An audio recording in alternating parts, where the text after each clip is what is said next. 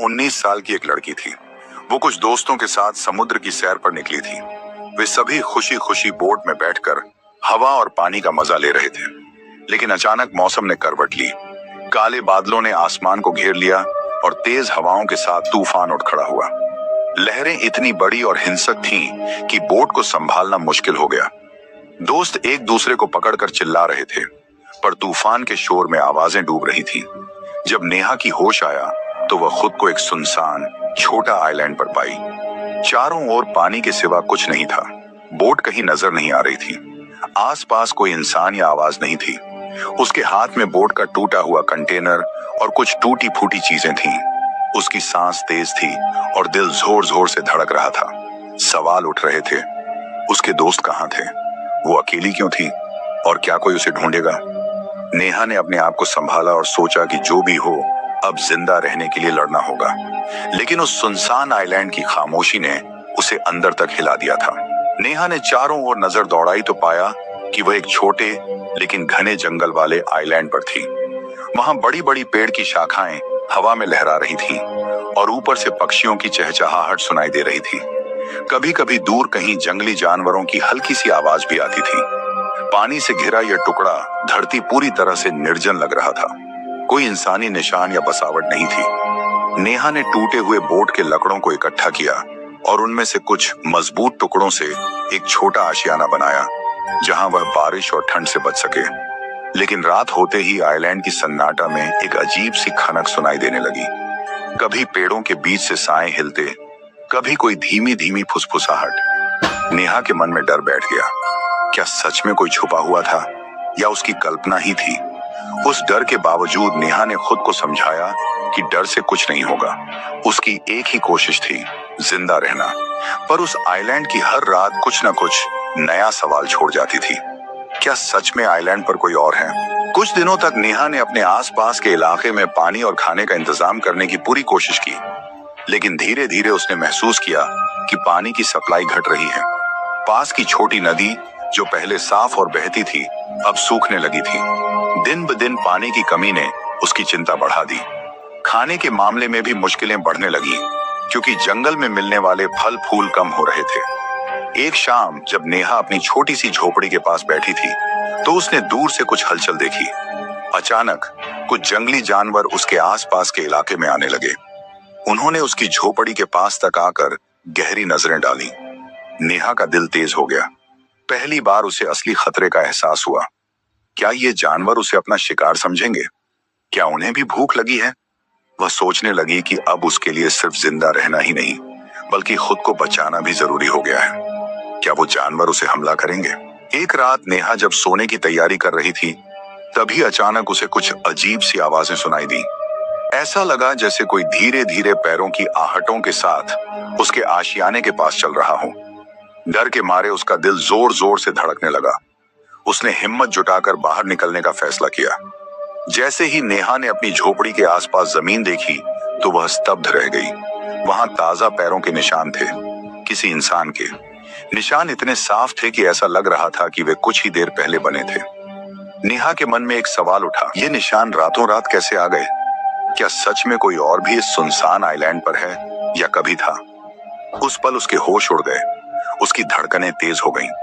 उसने खुद को समझाने की कोशिश की कि यह कोई भ्रम हो सकता है, या उसकी थकान की वजह से दिमाग ने खेल खेला है। लेकिन दिल में डर बैठ गया था कि कहीं वह सच में अकेली नहीं है।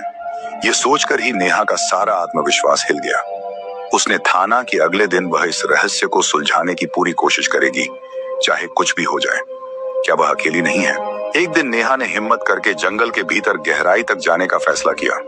रास्ते में उसे कुछ अजीब दिखा। जंगली झाड़ियों के बीच टूटा फूटा कैंपिंग टेंट पड़ा था, जिसके कपड़े फटे हुए और जंग लगी लकड़ी बिखरी हुई थी। पास ही कुछ खाली प्लास्टिक की बोतलें, एक टूटी हुई कैंपिंग कुर्सी और जंग लगे बर्तनों के टुकड़े बिखरे थे।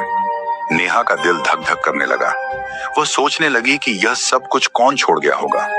अचानक उसने जमीन पर एक पुरानी धूल जमी हुई डायरी का पन्ना देखा। उसने सावधानी से उसे उठाया और पढ़ने लगी। डायरी के पन्नों पर तारीखें करीब 7 साल पुरानी थीं। उसमें किसी की डायरी लिखा था, एक लड़के की जो इस आइलैंड पर फंसा था और अपने परिवार को याद करता था। नेहा के मन में कई सवाल उठने लगे। क्या वह लड़का इस आइलैंड पर आज भी कहीं है?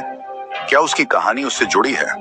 क्या कोई और भी पहले फंसा था और वो लोग कहाँ गए? इस रहस्य ने नेहा के दिमाग को घेर लिया। क्या कोई पहले भी इस आइलैंड पर फंसा था? कुछ हफ्तों तक नेहा ने खुद को संभालते हुए जीने की कोशिश की, लेकिन अचानक उसे तेज बुखार चढ़ गया। उसकी तबीयत बिगड़ने लगी, शरीर में कमजोरी ने घर कर लिया। बिना किसी दवाई और मेडिकल सुविधा के नेहा का हाल दिन ब दिन खराब होता गया। उसे खांसी और तेज सिर दर्द भी होने लगा। उसने महसूस किया कि अगर वह ठीक से ध्यान नहीं रखी तो ये बीमारी उसके लिए जानलेवा साबित हो सकती है। कमजोर होते शरीर के बावजूद नेहा ने हिम्मत नहीं हारी। उसने अपने आशियाने को और मजबूत बनाने की ठानी ताकि बारिश और ठंड से बचा जा सके। कुछ टूटी फूटी लकड़ियों और पत्तियों से उसने छत की मरम्मत की और खुद के लिए एक सुरक्षित जगह बनाई। बीमारी ने नेहा को थका दिया था, पर उसने मन बनाया था कि वह हार नहीं मानेगी। वह जानती थी कि उसकी जिंदगी अब सिर्फ उसकी हिम्मत और धैर्य पर निर्भर है। क्या वह बीमारी से लड़ पाएगी? एक दिन सुबह सुबह नेहा ने दूर समुद्र के किनारे से उठते हुए धुएं का एक पतला सा सिलसिला देखा। उसकी दिल की धड़कनें अचानक तेज हो गईं। क्या कोई वहां जीवित है? क्या कोई उसे खोजने आया है? दिल में उम्मीद की किरण जगी। उसने तुरंत अपने आशियाने से सूखी लकड़ियां इकट्ठा की और अपनी छोटी सी चिंगारी से आग जलाई। आग की लपटें धीरे धीरे बढ़ने लगीं और धुआं आसमान में उठने लगा। नेहा ने सारी ताकत लगा दी ताकि नाव या हवाई जहाज तक उसका संकेत पहुंच सके, लेकिन धुआं कुछ ही देर में हवा के साथ कहीं दूर चला गया। नेहा ने पूरे दिन उस दिशा की ओर नजरें गड़ाए रखीं, लेकिन कोई आवाज या संकेत नहीं आया। अगली सुबह भी वह उम्मीद लेकर समुद्र किनारे गई, लेकिन वहां कोई मदद नहीं थी। उस दिन नेहा के दिल में मिली उम्मीदों की उड़ान थोड़ी धुंधली पड़ गई। फिर भी उसने हार नहीं मानी। उसने खुद को समझाया कि मदद जरूर आएगी, बस धैर्य रखना होगा। क्या वह मदद पाने वाली है? एक दिन नेहा जंगल में घूमते हुए एक झाड़ी के नीचे कुछ चमकीला चमकता हुआ देखने लगी। उसकी जिज्ञासा बढ़ गई। उसने धीरे धीरे वहां मिट्टी हटानी शुरू की और खोदते खोदते उसे एक पुराना टूटा हुआ मोबाइल फोन मिला। मोबाइल काफी पुराना और खराब हालत में था, लेकिन नेहा ने उसे उठाकर ध्यान से देखा। मोबाइल में नेटवर्क बिल्कुल नहीं था, लेकिन उसने फोन को चालू करने की कोशिश की। वह ठीक से ऑन तो नहीं हुआ, लेकिन स्क्रीन पर कुछ पुराने संदेश और नोटिफिकेशन दिखे। उन संदेशों में कोई व्यक्ति अपने परिवार को लिख रहा था कि वह इस आइलैंड पर फंसा हुआ है और मदद की डेस्परेटली जरूरत है। नेहा के मन में सवाल उठे। क्या यह मोबाइल उसी व्यक्ति का था जिसकी डायरी उसने पहले पढ़ी थी? क्या कोई वास्तव में जानता था कि वह इस आइलैंड पर है? फिर भी मदद क्यों नहीं आई? या क्या यह सब जानबूझकर छुपाया गया था? ये मोबाइल और संदेश ने नेहा के दिमाग में एक नया रहस्य जगा दिया। क्या कोई जानता था कि वह आइलैंड पर है? नेहा ने मोबाइल में पड़े पुराने संदेशों को ध्यान से पढ़ना शुरू किया। संदेशों में लिखा था कि मदद आ रही है, बचाव दल जल्द आ जाएगा और धीरज रखो। हर संदेश में उम्मीद की एक किरण झलक रही थी, लेकिन अचानक एक दिन संदेश आना बंद हो गए। कुछ आखिरी संदेश ऐसे थे जो आधे अधूरे लगे, जैसे कोई अचानक बीच में ही बातचीत छोड़ गया हो। नेहा ने सोचा, क्या सच में मदद आने वाली थी या ये सब सिर्फ झूठी उम्मीदें थीं? इस सोच ने उसके मन में गहरा असर डाला।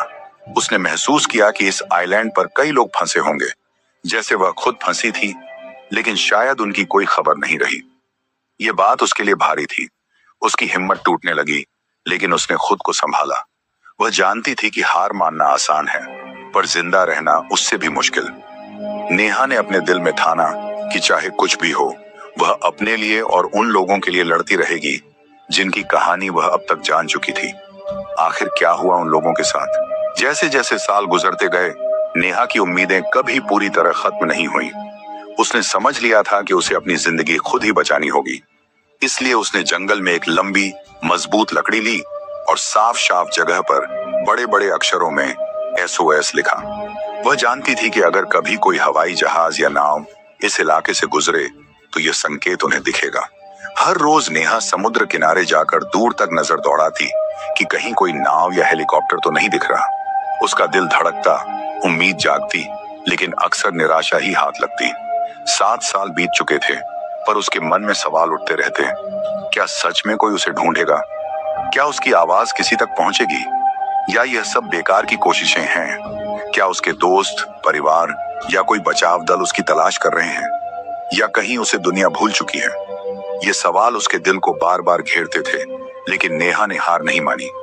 वह जिंदा रहने की लड़ाई लड़ती रही, उस छोटे से आइलैंड पर जहां कोई उसका इंतजार नहीं कर रहा था। क्या कोई सच में उसे ढूंढेगा? क्या उसकी उम्मीदों को सच मिलने वाला है, या यह सिर्फ एक आखिरी कोशिश है? 7 साल की जद्दोजहद के बाद एक दिन नेहा को दूर से नाव दिखी। दिल धड़क उठा जैसे सपने सच होने वाले हों। उसने पूरी ताकत से चिल्लाना शुरू किया। आग की लपटें फिर से हवा में उड़ी। नाव किनारे आई और बचाव दल ने उसे पकड़ लिया। नेहा को आखिरकार उस सुनसान आइलैंड से बाहर निकाल लिया गया। लेकिन जब वह वापस शहर लौटी तो उसे एक ऐसी हकीकत का सामना करना पड़ा